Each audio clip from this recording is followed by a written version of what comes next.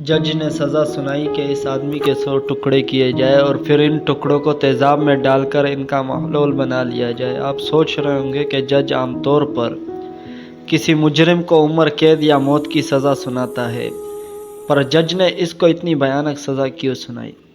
اس شخص نے ایسا کون سا گمنام کام کیا تھا؟ یہ ایک حقیقی واقعہ ہے لاہور میں جو پیش آیا۔ یہ سال تھا 1999 کا اور دسمبر کی 5 تاریخ تھی۔ لاہور پولیس کو ایک لیٹر موصول ہوا اور اس لیٹر میں 100 بچوں کو کس طرح قتل کیا اور پھر ان لاشوں کو تیزاب میں ڈال کر کس طرح محلول میں تبدیل کیا اور ان تمام بچوں کی تصویریں وغیرہ اور تمام تفصیلات بھی دی ہوئی تھی اور لیٹر کے آخر میں اس کے گھر کا پتہ بھی دیا ہوا تھا۔ وہ دیکھنے میں ایک عام شخص لگتا تھا، اس کی کوئی غلط حرکت نظر نہیں آئی جس کی وجہ سے پولیس نے تھوڑی بہت تحقیقات کرنے کے بعد اس شخص کو چھوڑ دیا۔ تو اس نے وہی خط اور اس میں 75 بچوں کی تصویروں کو روزنامہ کے جنگ کے ایڈیٹر جمیل چشتی کو بھیج دیا اور اس خط میں اس نے اقرار بھی کیا ہوا تھا کہ اس نے 100 بچوں کو قتل کیا ہے۔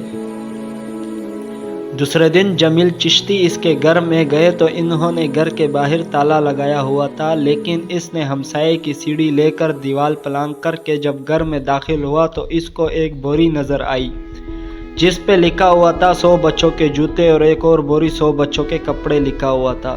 یہ سب ویسے ہی تھا جیسے خط میں تحریر تھا۔ اس کے بعد اس نے اسٹور روم ڈھونڈا جس کے اندر ڈرم پڑا ہوا تھا، اس میں تیزاب، اس نے بلب آن کیا۔ اس کے جیسے ہی ڈرم کو ہاتھ لگایا تو اس کے ہاتھ تیزاب سے جل گیا اور ڈرم سے اتنی گندی بو آ رہی تھی کہ اس کے ہوش خطا ہو گئے۔ تو سوال یہ ہے کہ آخر جاوید اقبال نے 100 بچوں کو قتل کیوں کیا؟ اس بات کا جواب حاصل کرنے کے لیے ہمیں واقعے کو شروع سے شروع کرنا ہوگا۔ جاوید اقبال بچپن سے شرارتی، ضدی اور جھگڑالو بچہ تھا۔ وہ اپنی جائز اور ناجائز بات منوا لیتا تھا۔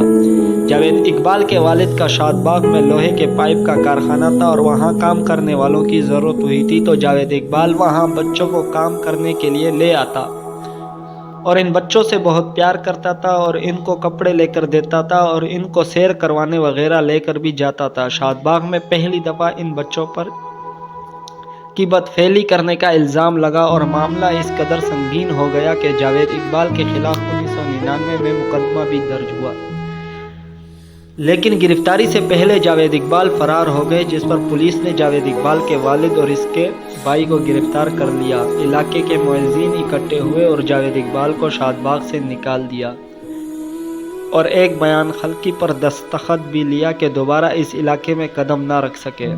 1998 کو جاوید اقبال کی زندگی کا ٹرننگ پوائنٹ ثابت ہوا اور اس واقعے نے جاوید اقبال کو 100 بچوں کو قتل کر دینے کا پلان دیا۔ جاوید اقبال نے معاشیہ کو اپنے گھر بلایا اور رات کو اس کے ساتھ بدفعلی کی اور بدفعلی کرنے کے بعد اپنے کمرے میں جا کے سو گیا۔ لیکن جاوید اقبال کے سونے کے بعد معاشیہ جاوید اقبال کے کمرے میں گیا اور اس نے وہاں پر پڑی ہوئی بندوق کو اٹھایا اور اس کے بٹ سے جاوید اقبال پر اتنے وار کیے کہ اس سے لگا کہ جاوید اقبال مر چکا ہے، لیکن اس کی قسمت اچھی تھی، وہ وہاں سے بچ گیا اور اسے جنرل ہسپتال میں منتقل کر دیا گیا اور وہاں کئی مہینے داخل رہا اور اس کے بچے کے چانسز 5 سے 10% تھے۔ اس کی ماں یہ صدمہ برداشت نہ کر سکی اور اس کی ماں فوت ہو گئی۔ اس نے اس وقت یہ طے کر لیا تھا کہ میں 100 بچوں کی ماں اس طرح تڑپاؤں گا جیسے میری ماں تڑپ تڑپ کے مری ہے۔ اب یہاں پر سوال یہ پیدا ہوتا ہے کہ اس نے 100 بچے کہاں سے لیے اور ان بچوں کو ڈھونڈنے والا کوئی کیوں نہیں آیا؟ جاوید اقبال کا دماغ اتنا شاطر تھا کہ اس نے ایسے بچوں کو ٹارگٹ کیا جن کا آگے پیچھے کوئی نہ ہو اور ان بچوں کو ڈھونڈتا اور انہیں اپنے گھر لے آتا۔ وہ ان کے کپڑے اتارتا اور انہیں نئے کپڑے پہناتا۔